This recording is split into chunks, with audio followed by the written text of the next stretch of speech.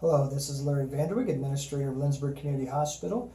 And just here to touch base with you again. We have had our first case of COVID-19 confirmed here in McPherson County. It's publicized by the Health Department and KDH&E last night. Our understanding is it was a person somewhere here in the county that had been on a cruise ship, and that we believe they had maintained the quarantine recommendations, and so hopefully exposure from them has been limited.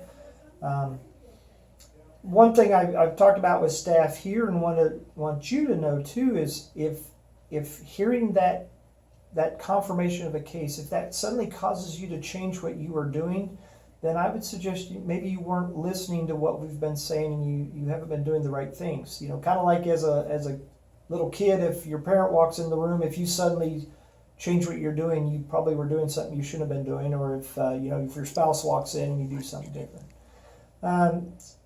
So, because we've been talking about this for several days, both from KDH&E, from CDC, from the Health Department, from us, assume that there's COVID-19 in the community.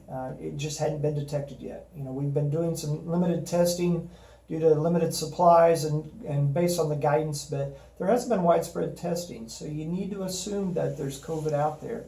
And so I hope you've been doing all the things that we've been advising you to do, and you shouldn't suddenly have to change what you're doing. There are a lot of videos out there from frontline workers in parts of the country or from around the world, and one in particular was a physician from New York City that's in a 1,200-bed hospital that has been treating a lot of COVID-19 patients. And he had four suggestions. And four things to really think about. One is know what your hands are touching. The main transmission of COVID-19 is coming in contact either with a person with COVID-19 and that close contact with them, or coming in contact with something that somebody with COVID-19 has already touched, like a doorknob or a handrail or a button on a pop machine or a coffee machine or something like that. And so he said, know what your hands are touching. Once you leave your house or leave your immediate work area where just you are touching things, and if you touch something, then you need to either use an alcohol-based sanitizer like Purell, or you need to wash your hands before you do anything else to make sure that you don't have any virus on your hands. So know what your hands are touching. The other piece of that then is that, and how it gets spread is we touch things and then we tend to touch our face. So he said, again, avoid touching your face, your mouth, your nose, your eyes. And it's very hard to do. We tend to do that, rub our eyes or whatever the case may be. So avoid touching your face. The third thing was maintain that 3 to 6 foot distance from other people, whether it's at work or at home or definitely in the community.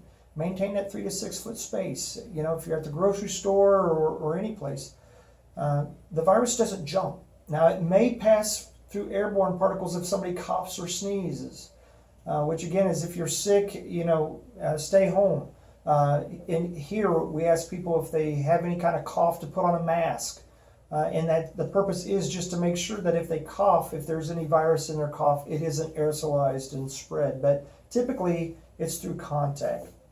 The fourth point from this physician, and also things that we've been saying, is decrease your circle.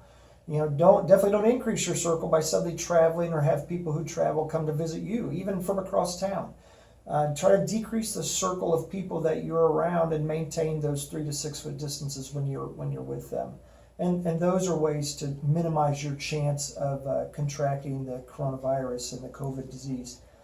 One of the last pieces, a new study that just came out by the Institute for Health Metrics and Evaluation out of the University of Washington, has done. They completed a study that looking and trying to forecast the impact of the COVID disease on the healthcare system and its spread across the United States, looking at information from around the world and the impacts in the U.S. so far. One of the sobering pieces is they believe that the peak of the impact on Kansas isn't going to hit until April 23rd or so. So keep that in mind, that these, and sadly enough, these tough measures that you're taking to maintain distance, and I know for a lot of you that means you're not working, that these measures aren't just for the next couple of days. They're going to be for weeks. And so continue to stay vigilant, continue to be strong, maintaining that social separation, and no matter what your age, especially teenagers and young adults. Continue to do what you're doing, and we greatly appreciate it. It is the only chance that we have to limit the fast rise of the spread of this disease and the impact on the healthcare system to enable us to care for you. Thank you all.